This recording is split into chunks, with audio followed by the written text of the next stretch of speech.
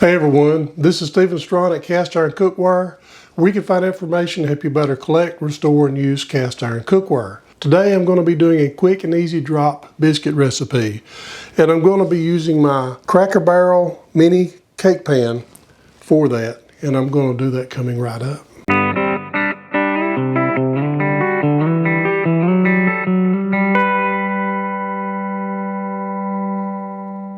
Before we get started, I just want to say thank you to everyone that's purchased my product, Easy Beezy Cast Iron Seasoning. The purchase of this product helps keep this channel going, and I just want to say thank you so very much. Now, let's get on into our video.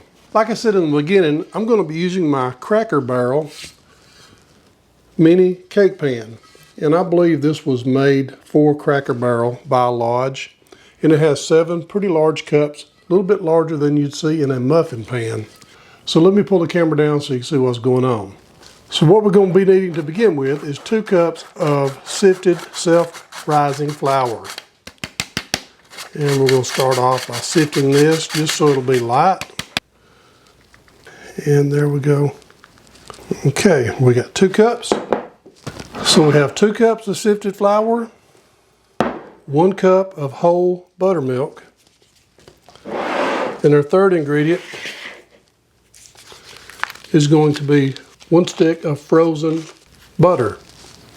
And we're going to go ahead and grate this butter. One reason why we're doing this is because it is cold, and we want it cold. We want it hard, we want it cold, because it'll pop a little better whenever it cooks. This is pretty much it. 1 stick of frozen grated butter, 1 cup of buttermilk, 2 cups of sifted self-rising flour.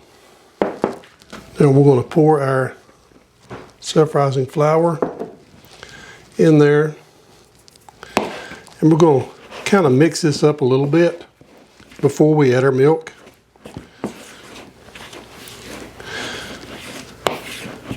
And we want to use a spoon instead of our hands to keep from adding heat to the butter and melting it. We want the butter to stay in nice little small chunks there. Okay. Next thing we're going to do before we add our buttermilk, just to give it a little bit more, we're going to go ahead and butter our cups. I'm just going to take a stick and go around each one, around the edges and the bottom. Okay, set this aside. Now we're going to add our 1 cup of cold whole buttermilk, and we're just going to stir it.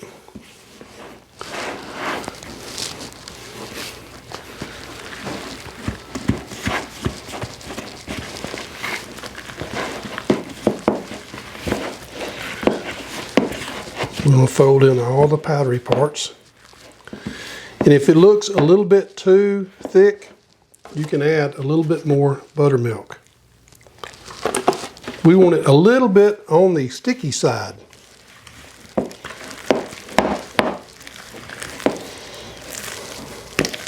We're going to add just a little bit more liquid to this. We want it to be a little bit on the sloshy side. Oh yeah, that's what we want. We don't want to overwork it too much. We want it a little too wet to handle by hand. So we'll just take our spoon. We'll drop some in each cup.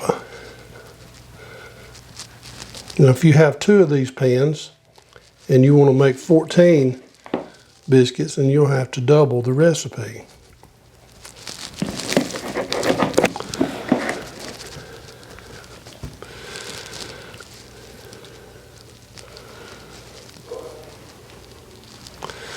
And basically, I'm just going to kind of give it a little bit of a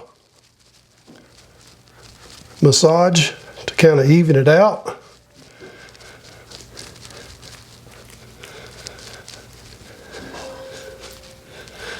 But you don't really have to do that. Okay, now they're ready to go in the oven. Now our oven is already preheated to 400 degrees and we're going to leave them in there about 15 minutes. Now you do want to check in on them. Now if you get them out when they're just a little bit golden brown, they probably won't be done on the inside. So you want to get a nice, good, dark, golden, crusty top before you pop them out. So we'll check on them in about 10 minutes or so. I have a convection oven, so it goes a little faster. Your oven may be a little bit faster or slower. Whatever the case, keep an eye on it. Okay, I've got them out and they're looking good. So let me pull the camera down so we can see us pop them out of the pan. Now, here we go, and they look great. I have to apologize, my audio fizzled out on this last piece, so I'm having to overdub some. But we have a nice golden brown color, just exactly like I like it. Now, if you like your biscuits for gravy, you might want to cook them a little bit longer. Look, they just popped right out of the pan. No work at all, they just fell out. Like I said, if you're going to be using your biscuits with gravy, you may want to cook them a little longer to get them a more crusty edge, but for what I'm going to be doing, this is perfect. I like to take my fork and kind of punch a hole and work my way across. Not all the way around the outside, but just enough to be able to cram a little pat of butter down in there with that steamy goodness. That way it'll melt really good. So we'll push it down in there and smash it shut for a little bit and then load it up with a big old gob of grape jelly. And man, that looks good. I'm sorry that I had to do an overdub and you missed the nice little crunchy bite that I just took. But man, that is a good biscuit right there. I want to apologize again for the audio issue. I finally just had to get my backup microphone so I can put an end on this video. So I hope that you've enjoyed it anyway. And if you have, please don't forget to subscribe, hit the notification bell, and I promise I'll keep more coming. And I just want to say thank you again for watching Cast Iron Cookware. Before you go, I'd like to share something with you really quickly. In Matthew chapter 4, verse 3 and 4, it says, "And when the tempter had came to him, he said, If thou be the Son of God, command that these stones be made bread. But he answered and said, It is written, Man shall not live by bread alone, but by every word that proceedeth out of the mouth of God." I just want to say, share the word and be a blessing.